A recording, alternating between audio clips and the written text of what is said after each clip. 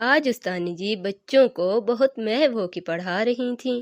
بچے بھی غور سے استانی جی کی باتیں سن رہے تھے کہ اتنے میں باہر سے سپاہی آن وارد ہوا۔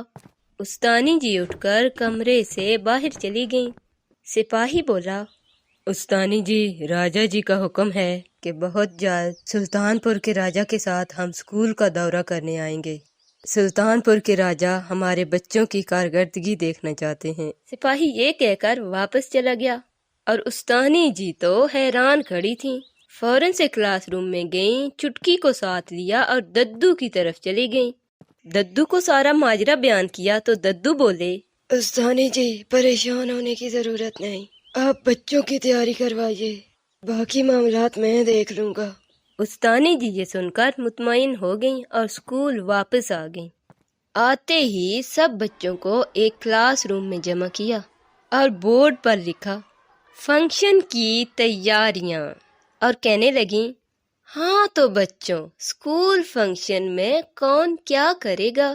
جس نے جو پرفارم کرنا ہے اپنے نام کے ساتھ لکھواتا جائے۔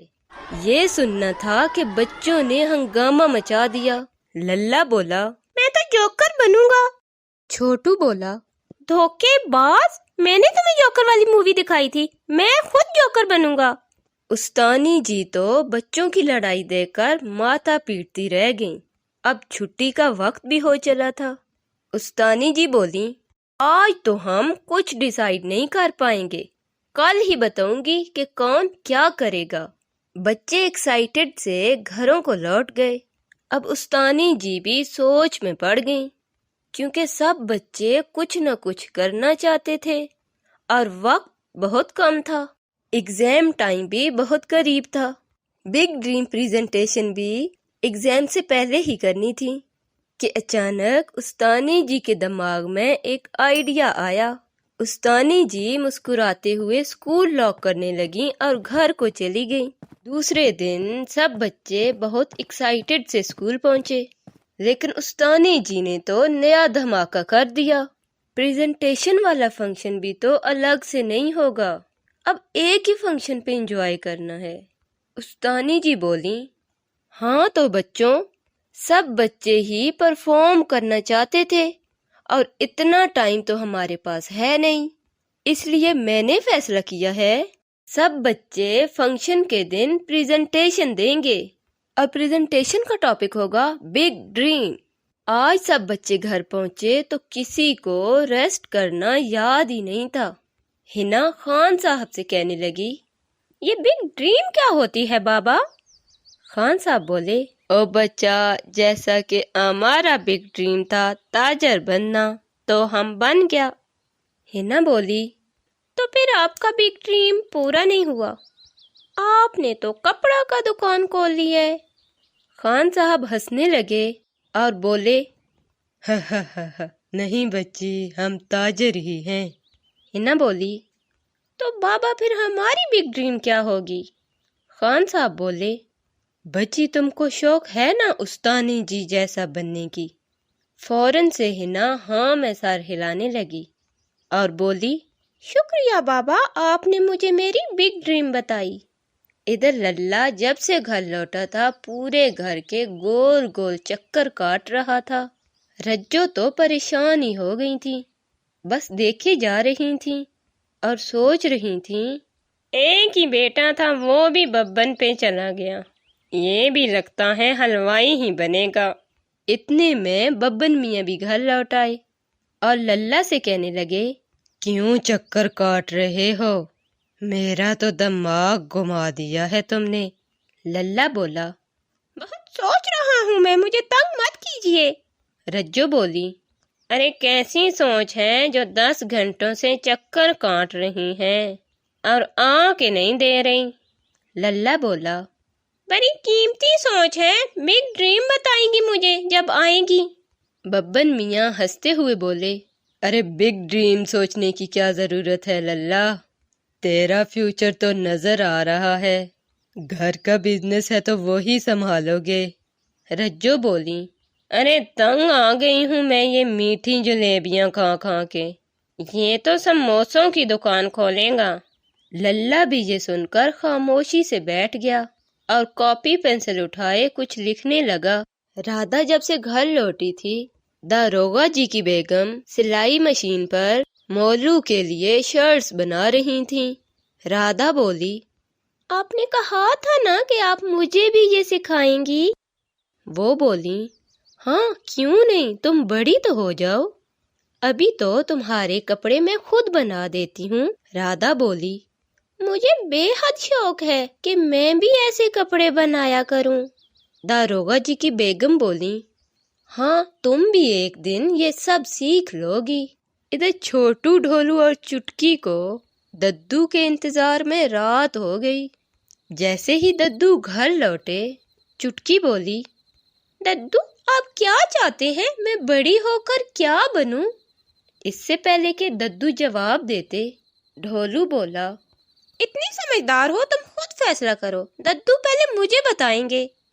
ددو ان دونوں کی بات سن کر ہنسنے لگے اور بولے، میرے بچوں تم دونوں بہت سمجھدار ہو، تم دونوں خود فیصلہ کرو، ہم تو اپنے تیسرے بچے کی مدد کریں گے۔ اور تیسرا بچہ تو کمبل اوڑھے سو رہا تھا۔ چٹکی اور ڈھولو منہ بنائے ددو کی طرف دیکھنے لگے۔ ڈھولو بولا، بس پتہ چل گیا ہے مجھے، چھوٹو ہی تو آپ کو سب سے زیادہ پیارا ہے، اس کی حرکتوں پہ اسے کہتے بھی کچھ نہیں ہے، اور آج جب وہ سو رہا ہے آپ اس کا ہی سوچ رہے ہیں۔ ددو بولے، سو تو نہیں رہا، ہم جانتے ہیں، اندر سے وہ بھی بہت پریشان ہے، ہم پہلے اس کا مسئلہ سلجھائیں گے۔ یہ سنتے ہی چھوٹو نے کمبل دور پھینکا اور اٹھ کر بیٹھ گیا اور کہنے لگا، ددو پہلے ان جل ککڑوں کی ہی مدد کر دیں آپ۔ ددو مسکرانے لگے اور چٹکی سے بولے، تو میرے بچوں میں کون ہے ایسا جسے ہر وقت دوسروں کی مدد کرنا ہی پسند ہے؟ چھوٹو اور ڈھولو چٹکی کی طرف اشارہ کرنے لگے۔ ددو بولے، اور ڈاکٹر کسے پسند ہیں؟ چٹکی مسکرانے لگی، شاید وہ سمجھ گئی تھی۔ پھر ددو بولے، اور جب ہم شہر والے اسکول گئے تھے، کون فوجیوں کو دیکھ کے آیا تھا اور پورا مہینہ یہاں پریڈ کرتا رہا تھا؟ چھوٹو اور چٹکی ڈھولو کی طرف اشارہ کرنے لگے۔ ڈھولو بھی ہنستے ہوئے بھاگا اور رجسٹر پر کچھ لکھنے لگا، لیکن سب سے بڑا مسئلہ تو ابھی باقی تھا۔ ددو بولے، میں تو نہیں سمجھ سکا کہ چھوٹو کو کیا پسند ہے، جو سب سے زیادہ پسند ہے وہی بنے گا ہمارا چھوٹو۔ یہ سن کر تینوں بچے ہنسنے لگے اور آخر کار وہ دن بھی آ گیا جس کا سب کو انتظار تھا۔ اسکول بہت خوبصورتی سے سجایا گیا تھا۔ صحن کے درمیان سٹیج بنا تھا، سٹیج پر صوفے رکھے گئے تھے اور سامنے بچوں کے بینچ پڑے تھے۔ بچوں کے والدین کو بھی مدعو کیا گیا تھا۔ سب بچے اپنے اپنی سیٹ پر بیٹھے تھے۔ راجا جی نے اور سب لوگوں نے 10 بجے آنا تھا۔ استانی جی ضروری انتظامات کروا رہی تھیں۔ بچے اپنی اپنی پریزنٹیشن تیار کر رہے تھے۔ اتنی دیر میں ببن میاں کی دکان سے مٹھائیاں اور جلیبیاں بھی آ گئی تھیں۔ تمام لوازمات کلاس روم میں رکھوا دیے گئے۔ آہستہ آہستہ تمام مہمان پہنچنے لگے۔ سلطان پور کے راجا جی کے آنے کے بعد پروگرام شروع کر دیا۔ سلطان پور کے راجا جی کے ساتھ ان کی پرنسس بھی تھیں۔ پرنسس نے یہاں کے اسکول کا جائزہ لے کر اپنے گاؤں میں ایسا ہی اسکول بنوانا تھا۔ سنک گھر کے راجا جی کے ساتھ ملکہ اور شہزادی بھی تھیں۔ آخر 10 بجے پروگرام شروع ہوا۔ استانی جی سٹیج پہ کھڑی کمپیئرنگ کرنے لگیں۔ سب سے پہلے تو آپ سب کے آنے کا میں بہت شکریہ ادا کرتی ہوں۔ پھر استانی جی بولیں، کیونکہ راجا جی بچوں کی کارکردگی دیکھنا چاہ رہے تھے، اس لیے میں نے فیصلہ کیا کہ بچے اپنی کارکردگی خود بتائیں گے۔ میرے خیال میں اس فنکشن کے لیے اس سے بہتر موضوع کوئی نہیں ہو سکتا تھا۔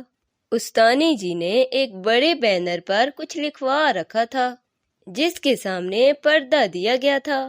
استانی جی نے چٹکی کو اشارہ کیا تو چٹکی نے اٹھ کر بینر کے سامنے سے پردہ ہٹا دیا۔ بینر پر لکھا تھا مائی بگ ڈریم۔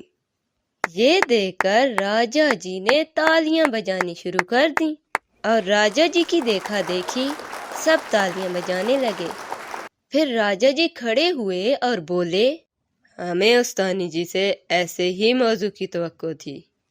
آج ہمیں امید ہے کہ ہمارے بچے ہمیں راجا جی کے سامنے سرخرو کریں گے۔ یہ سن کر سب لوگ تالیاں بجانے لگے اور فنکشن کا باقاعدہ آغاز ہوا۔ سب سے پہلے تو چٹکی ہی تھی۔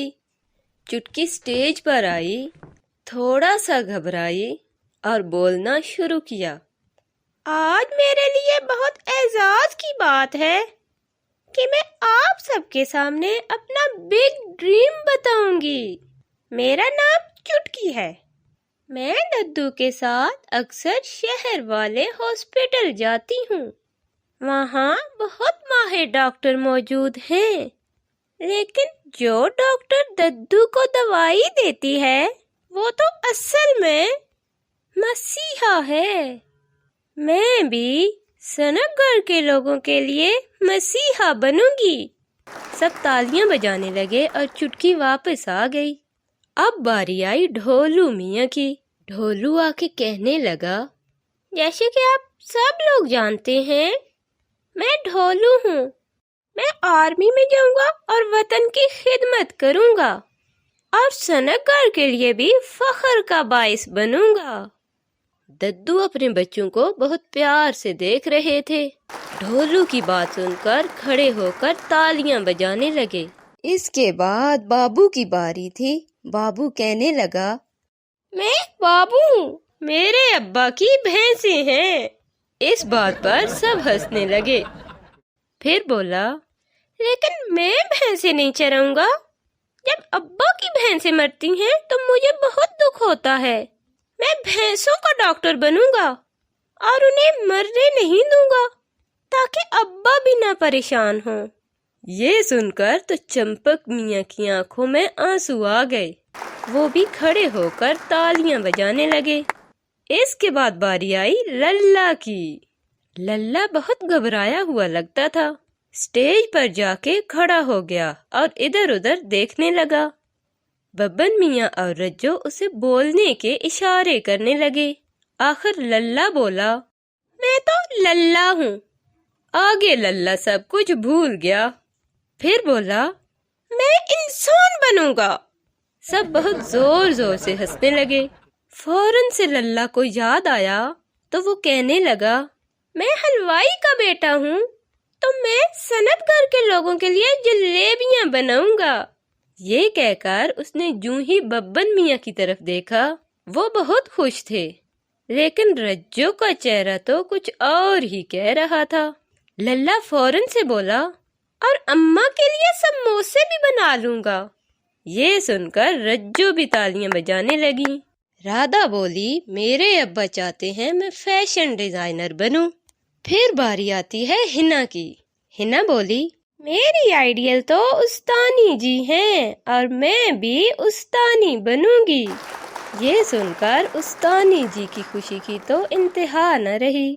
اب آخر کار چھوٹو کی باری آ ہی گئی تھی۔ سب اندر ہی اندر سے چھوٹو کا ہی انتظار کر رہے تھے۔ آخر چھوٹو سٹیج پر آ ہی گیا۔ پہلے تو بس وہ ددو کی طرف دیکھتا رہا۔ آخر چھوٹو بولنا شروع ہوا، میں چھوٹو ہوں۔ ادھر سب لوگ اپنے آئیڈیلز کی طرح بننا چاہتے ہیں اور میرے آئیڈیل تو ددو ہیں۔ اس بات پر ددو تو بہت خوش ہو گئے۔ چھوٹو نے پھر بولنا شروع کیا، جتنا میں ذہین ہوں، میرے خیال میں راجا جی کو میری سب سے زیادہ ضرورت ہے، تو میں ددو کی طرح ہمیشہ راجا جی کے ساتھ رہوں گا۔ یہ سن کر راجا جی سمیت سب ہنسنے لگے اور تالیاں بجانے لگے۔ آج کے فنکشن کا اختتام بہت اچھے سے ہوا۔ راجا جی نے اسکول کو مزید فنڈنگ دینے کا اعلان کیا اور سلطان پور کے راجا خوشی خوشی اپنے گاؤں لوٹ گئے۔ ہاں تو بچوں، امید ہے کہ آپ سب بچوں نے بھی اپنا بگ ڈریم سوچ رکھا ہوگا۔ تو جلدی جلدی کمنٹ باکس میں بتائیے کہ آپ کا بگ ڈریم کیا ہے۔